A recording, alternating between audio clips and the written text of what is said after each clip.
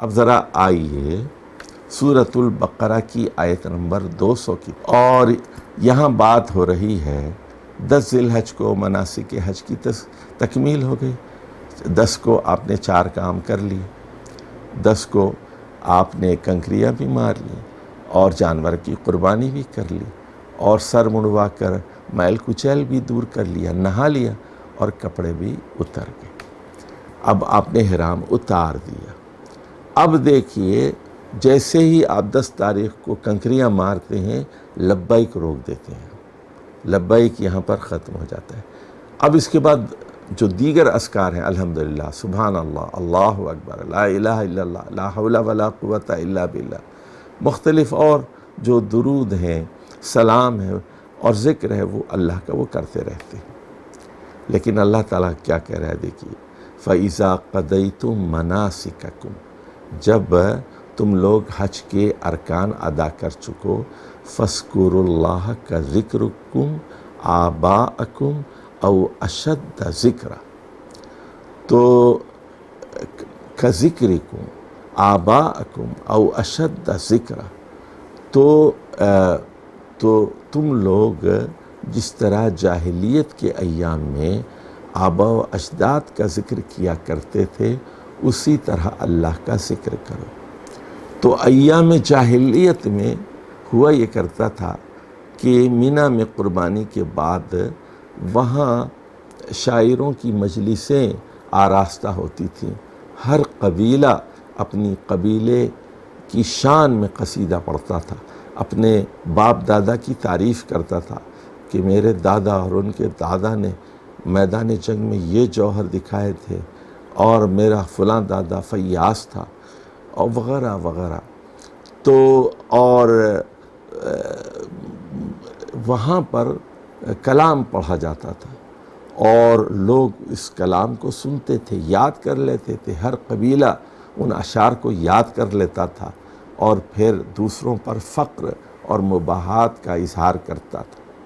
تو اللہ تعالیٰ نے کہا اب باپ دادا کے ذکر کے بجائے اور قبائل کی تعریف کے بجائے اللہ کا ذکر کرو۔ پھر فرمایا او اشد ذکر، بلکہ اس سے بھی زیادہ جتنا تم باپ دادا کے قصیدے پڑھتے تھے، باپ دادا کی تعریف کرتے تھے، اس سے زیادہ اللہ کو یاد کرو۔ اب یہ دیکھیے یہ دوسری بات ہے جو یہاں کہی گئی ہے، ذکر کا حکم دیا گیا۔ اب آ جائیے آیت نمبر 203 میں اللہ تعالیٰ کیا فرماتا ہے، اور یہاں پر اللہ تعالیٰ دعا سکھاتا ہے اور فرماتا ہے کہ دنیا میں 2 قسم کے لوگ ہیں۔ پہلی قسم وہ ہے جو صرف دنیا مانگتی ہے، آخرت نہیں مانگتی۔ وَمِنْهُمْ مَنْ يَقُولُ رَبَّنَا آتِنَا فِي الدُّنْيَا حَسَنَةً وَمَا لَهُ فِي الْآخِرَةِ مِنْ خَلَاقٍ۔ انسانوں میں سے کچھ لوگ ایسے ہیں وہ دعا کرتے ہیں ربنا آتینا فی الدنیا حسنہ، صرف دنیا مانگتے ہیں، اے اللہ دنیا کی بھلائی دے۔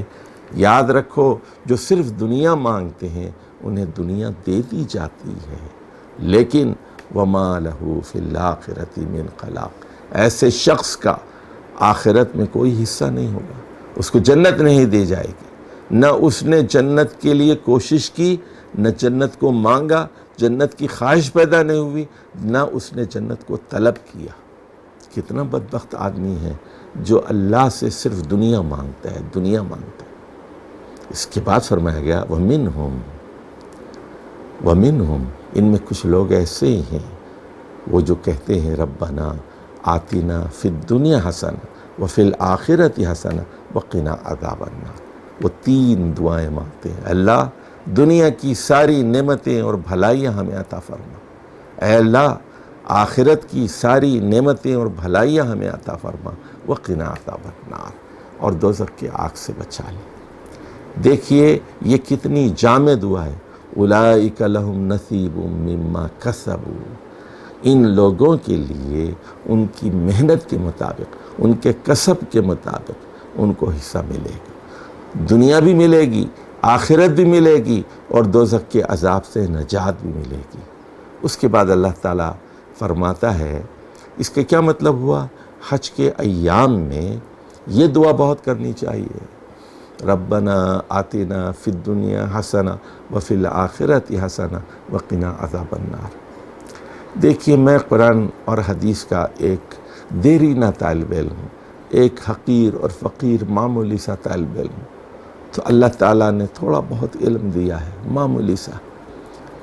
تو اس کی روشنی میں یہ کہتا ہوں کہ قرآن و سنت میں کوئی دعا اس سے زیادہ جامع نہیں ہے، اس سے زیادہ ہمگیر نہیں ہے، اس سے زیادہ کمپریہنسو نہیں ہے۔ کیا چاہیے؟ 3 باتیں آپ نے مانگ لی، اس میں ہر چیز آ گئی، اولاد کے بارے میں، رزق کے بارے میں، ملازمت کے بارے میں، کاروبار کے بارے میں، صحت کے بارے میں، قبر کے بارے میں، جنت کے بارے میں، روز قیامت کے بارے میں، ہر چیز آپ نے مانگ لی۔ ربنا آتنا فی الدنیا حسنہ وفی الآخرۃ حسنہ وقنا عذاب النار۔ یہ بتانے کے بعد اللہ کہتا ہے وَاذْكُرُوا اللَّهَ فِي أَيَّامٍ مَعْدُودَاتٍ، کہ ان گنے چنے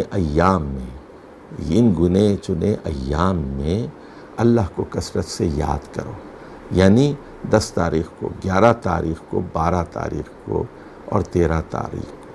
اس کے بعد فرمایا فَمَن تَعَجَّلَ فِي يَوْمَيْنِ فَلَا إِثْمَ عَلَيْهِ۔ اب 11 اور 12 کو 2 دن مینا میں ٹھہر کر کوئی آدمی 12 کی شام میں اپنے گھر لوٹ جاتا ہے، اس پر کوئی گناہ نہیں۔ فی یومین، 11 اور 12 2 دن میں لوٹ جاتا ہے، 2 دن مینا میں قیام کرتا ہے، اس پر کوئی گناہ نہیں ہے۔ وَمَن تَأَخَّرَ فَلَا إِثْمَ عَلَيْهِ لِمَنِ اتَّقَى۔ لیکن جو آدمی 13 تاریخ کو بھی رکنا چاہتا ہے مینا میں، تو وہ اس پر بھی کوئی گناہ نہیں ہے۔ 13 تاریخ آپشنل ہے، اختیاری ہے، مستحب ہے، لمن اتقا، بشرط یہ کہ یہ دن اس نے تقوی کے ساتھ گزارے ہوں۔ تقوی یہ ہے کہ وہاں چوری کی نیت نہ ہو، وہاں پر گناہ کی نیت نہ ہو، اور بتا دیا گیا کہ فلا رفث ولا فسوق ولا جدال فی الحج۔ حج میں نہ تو رفث ہے، نہ تو فسق ہے، فسوق ہے، نہ تو جدال ہے، نہ جنسی کام ہے، نہ جنسی گفتگو ہے، اور نہ نافرمانی کے کام ہے، نہ گناہ کے کام ہے، اور نہ لڑائی جھگڑا ہے۔ ولا رفث ولا فسوق ولا جدال فی الحج۔ تو لمن اتقا، 13ویں دن کا قیام بھی اختیاری ہے، مستحب ہے، لیکن تقوی کی شرائط کے ساتھ پھر اگر آدمی اس کی تکمیل کرے تو اس کے لیے اجر و ثواب ہے۔ اور یہاں بھی کثرت سے اللہ تعالیٰ کا ذکر کیا جائے۔ دیکھا گیا ہے کہ اکثر حاجی مینا میں گپیں مارتے رہتے ہیں، اللہ کو یاد نہیں کرتے، قرآن کی تلاوت نہیں کرتے، ذکر نہیں کرتے، اور گپیں مارتے رہتے ہیں، لطیفے سناتے ہیں۔ اچھا، خواتین کو دیکھا گیا ہے جیسے ہی احرام اتارتے ہیں تو میک اپ کرتی ہیں، لوگوں کے سامنے وہ بال دکھاتی ہیں، گردن دکھاتی ہیں، زینت دکھاتی ہیں، اور سطر کے حصے دکھاتی ہیں۔ یہ بہت ہی معیوب بات ہے، یہ فسق ہے، یہ نافرمانی ہے، اور وہاں ادھر ادھر کی بات نہیں ہونی چاہیے۔ تو یہ وَاذْكُرُوا اللَّهَ فِي أَيَّامٍ مَعْدُودَاتٍ، اور یہ حکم دیا گیا۔ اب آ جائیے، یہ 3 آیات ہو گئیں سورۃ البقرہ کی، آیت نمبر 198، آیت نمبر 200 اور 203۔ اب آ جائیے سورۃ الحج کی 4 آیات پر، اور یہ آیات ہیں آیت نمبر 28، آیت نمبر 34، آیت نمبر 36 اور 37، 4 آیات۔ یہاں بھی دیکھیے 4 مرتبہ اللہ تعالیٰ ذکر کا حکم دیتا ہے۔ سورہ حج کی آیت نمبر 28 میں فرماتا ہے لِيَشْهَدُوا مَنَافِعَ لَهُمْ وَيَذْكُرُوا اسْمَ اللَّهِ فِي أَيَّامٍ مَّعْلُومَاتٍ عَلَىٰ مَا رَزَقَهُم مِّن بَهِيمَةِ الْأَنْعَامِ فَكُلُوا مِنْهَا وَأَطْعِمُوا الْبَائِسَ الْفَقِيرَ۔ تو حج کا مقصد یہ ہے کہ لوگ اپنے فائدے دیکھیں، لیشہدوا منافع لہم، اپنے فوائد کا مظاہرہ کریں۔ کیا فوائد ہیں؟ لیشہدوا منافع لہم، انسانوں کے لیے بڑے فوائد رکھ دیے گئے ہیں۔ ایک بین الاقوامی اجتماع ہے، ساری دنیا کے لوگ یہاں جمع ہوتے ہیں۔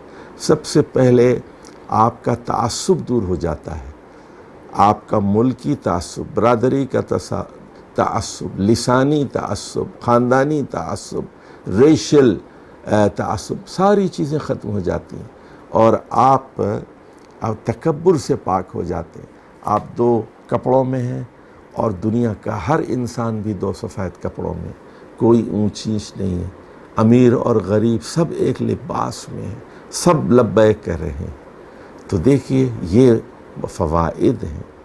وَيَذْكُرُ اسْمَ اللَّهِ فِي أَيَّامٍ مَّعْلُومَاتٍ عَلَىٰ مَا رَزَقَهُم مِّن بَهِیمَةِ الْأَنْعَامِ، اور یہ اس لیے بھی ہے کہ آپ اللہ کا نام لیں ان مخصوص دنوں میں، اور ان جانوروں پر اللہ کا نام لیں جو اللہ تعالیٰ نے آپ کو فراہم کیے ہیں، عَلَىٰ مَا رَزَقَهُم بَهِیمَةِ الْأَنْعَامِ۔ تو انعام اصل میں نعمتوں کو کہتے ہیں، اور جانوروں کی شکل میں جو انعام ہوتا ہے اس کو انعام کہتے ہیں، اور بہیمہ سے مراد ہے جانور، یعنی اس سے مراد ہیں چوپائے، اور یہ 8 ہیں۔ انعام میں 8 چیزیں داخل ہیں، اس میں سے 4 نر ہیں اور 4 مادہ، اونٹ اور اونٹنی، گائے اور بیل، بکرا اور بکری، دمبا اور دمبی، یہ 8 ہیں۔ انہی کی قربانی ہوتی ہے، 8 چیزوں کے علاوہ کسی اور چیز کی قربانی نہیں ہوتی، اور اس پر اللہ کا نام لیا جاتا ہے، بسم اللہ واللہ اکبر۔ فَكُلُوا مِنْهَا وَأَطْعِمُوا الْبَائِسَ الْفَقِيرَ، تو فرمایا خود بھی اس قربانی کے گوشت میں سے کھاؤ، وَأَطْعِمُوا الْبَائِسَ الْفَقِيرَ، اور جو بائس ہے، جو بھوکا ہے، جو تنگ دست ہے، محتاج ہے، اس کو بھی کھلاؤ، خود بھی کھاؤ اور غریبوں کو بھی کھلاؤ۔